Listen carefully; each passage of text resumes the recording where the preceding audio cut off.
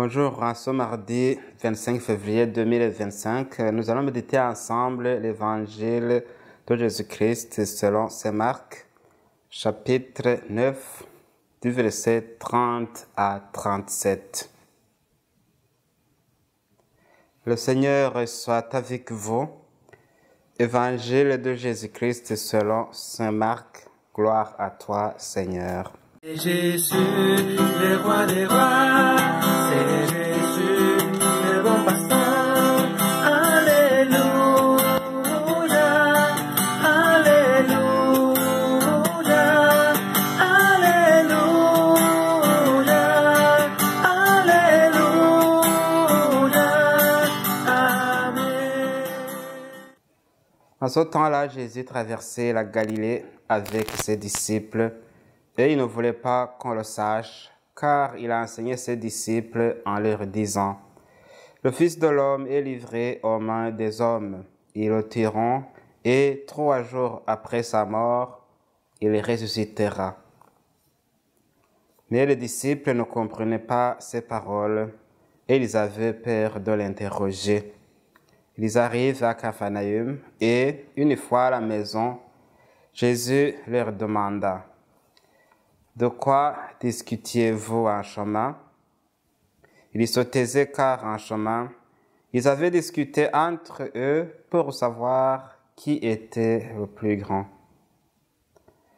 S'étant assis, Jésus appela les 12 et leur dit: « Si quelqu'un veut être le premier, qu'il soit le dernier de tous et le serviteur de tous. » Prenant alors un enfant, il le plaça au milieu d'eux, l'embrassa et leur dit: « Quiconque accueille en mon nom un enfant, comme celui-ci, c'est moi qui l'accueille.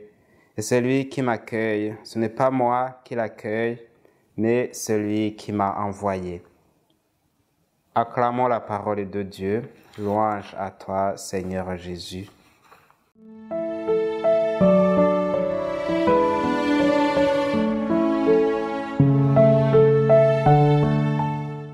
Qui est le plus grand, qui est le meilleur d'entre nous? Voilà, frères et sœurs, une question qui est toujours d'actualité en ce monde où les humains désirent des honneurs ou du succès à tout prix, occasionnant même des conflits plus ou moins prononcés entre les gens.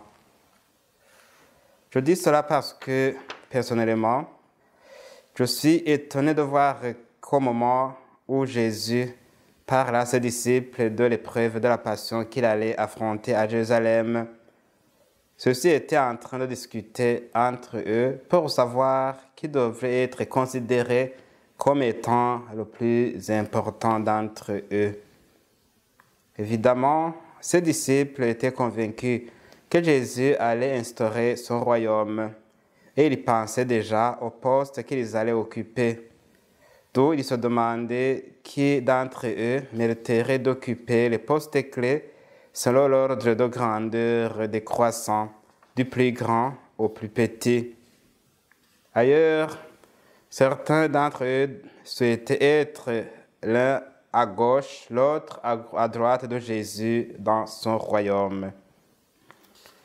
Ce récit évangélique d'aujourd'hui nous aide à découvrir que l'envie des honneurs a fermé les oreilles des disciples au message de Jésus, au point de ne pas comprendre que celui dont ils voulaient être des assistants privilégiés allait être arrêté, jugé, puis crucifié. En effet, Jésus monte à Jérusalem pour donner sa vie, en d'autres termes, pour offrir le sacrifice suprême de son corps et de son sang sur l'autel de la croix pour le salut de tous les humains. Car Jésus est le roi qui a quitté la gloire du ciel pour donner sa vie au service des humains.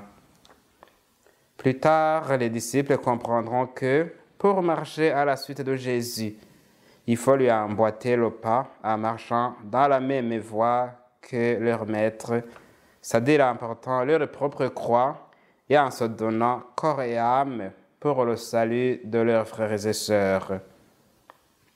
Pour ramener ses disciples à la raison, Jésus leur apprend en quoi consiste la vraie grandeur dans ce royaume, c'est-à-dire le don de soi, le renoncement à soi-même, le sacrifice de sa propre vie par amour pour Dieu et pour les personnes qui leur sont confiées.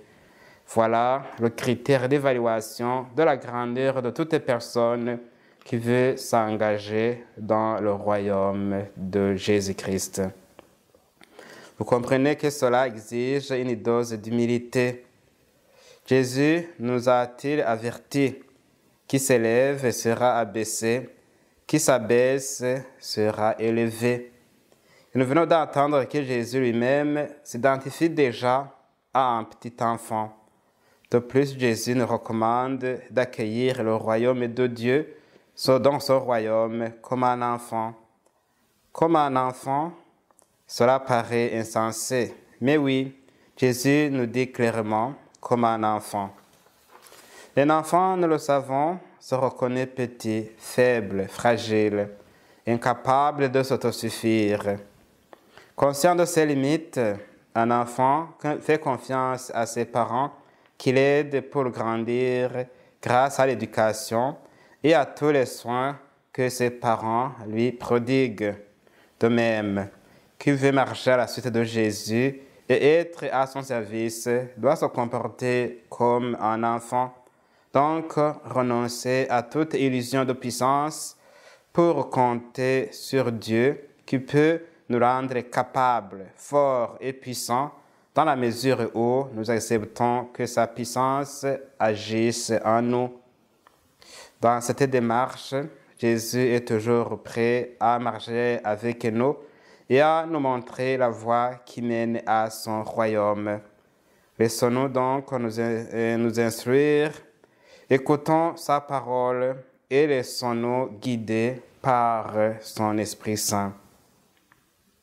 Durant le carême que nous commençons mercredi prochain avec le mercredi des cendres, nous allons accompagner Jésus sur le chemin de la croix pendant 40 jours et nous savons que ce chemin le conduira jusqu'à la mort et à la résurrection.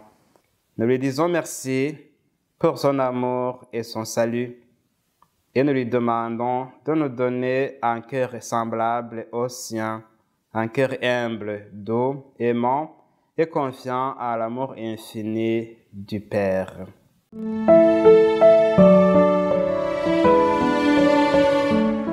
Le Seigneur soit avec vous. Que Dieu Tout-Puissant vous bénisse, le Père, le Fils et le Saint-Esprit. Amen.